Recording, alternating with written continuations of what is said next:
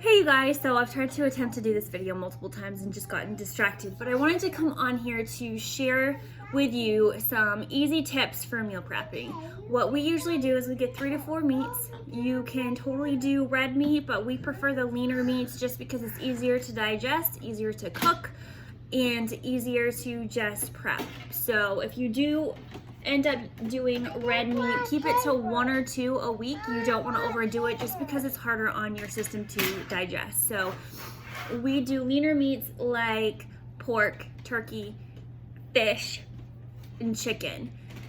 And we just rotate how we cook it. We rotate the type. Sometimes it is sausages, sometimes it's meatloaf, sometimes it's burgers. We just kind of play with the food as we make it, so to speak. But we keep it super simple with the meats. We get the steamable bag of veggies. Dark is best, so cauliflower, broccoli, green beans, spinach, kale, things like that. Try to avoid corn and peas just because there is nutritional value in them, but they're more of the starchier and your body doesn't digest them as well and they'll end up storing them. Corn honestly doesn't digest at all. So just be mindful of that. And cucumbers are an amazing snack to have with cucumbers and hummus or tomato or anything under the sun really. But we keep it simple, veggies, steamable. As far as fruit, we limit our fruit to no more than 2 a day just because of the natural sugars in them. For us personally, we don't need any more than that. And so usually I will have some in my shake and then I'll have some sort of snack in the afternoon with a fruit. You want to try to make sure that you keep your fruit and your carbs to before 4 p.m. simply because of the way your body digests them. After 4 p.m. your body starts to slow down, so it's not going to burn it near as quickly as it would if you have it during your active part of your day. Now, if you are one that is exercising, which you should be, but we can have that in a different story. But if you are exercising, you want to keep your carbs to 1 before your workout and then 1 after your workout. That way you are fueling your muscles and then you're repairing and giving them energy after your workout.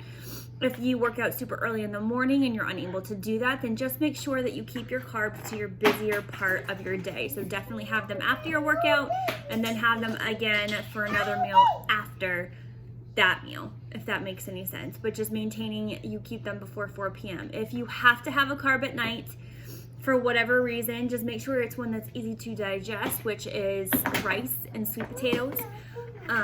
Carbs are tricky when it comes to your goals. So if you are needing help with trying to figure out what carbs to eat and when, send me a message because I would love to help you, because certain carbs are designed to help you build muscle. So you want to have certain carbs on certain days. So like a leg day, you wouldn't want to have rice. You would want to have more like a multi-grain pasta or some kind of whole grain bread, something that your body is going to digest slower, so that way it will help you build muscle.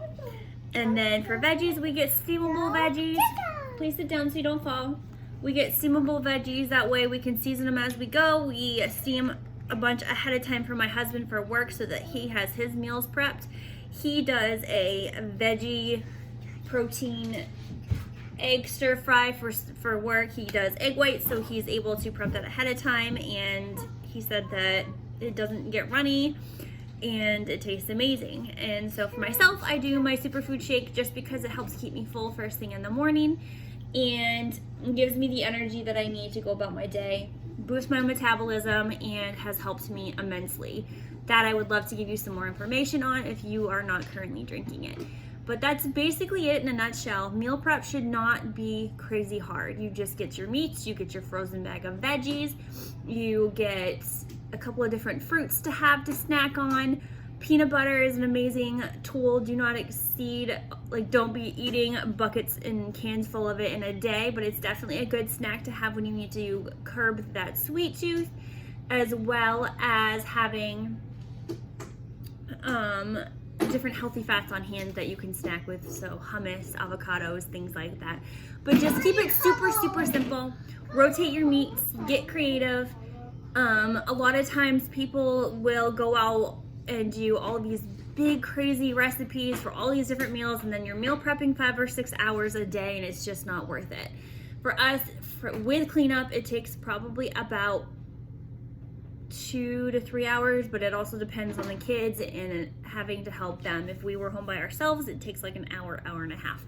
So just be mindful of that. Be mindful of your time. If you want to go all out and do all these crazy recipes, go for it, but you don't have to. It's not required. You're still going to get amazing results, and you're still going to be super healthy.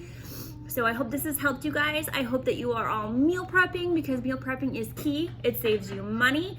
It helps you with your goals. It helps you with anxiety, because that way you're not scrambling at night to try to figure out what to eat for dinner or what to have for snack or lunch the next day.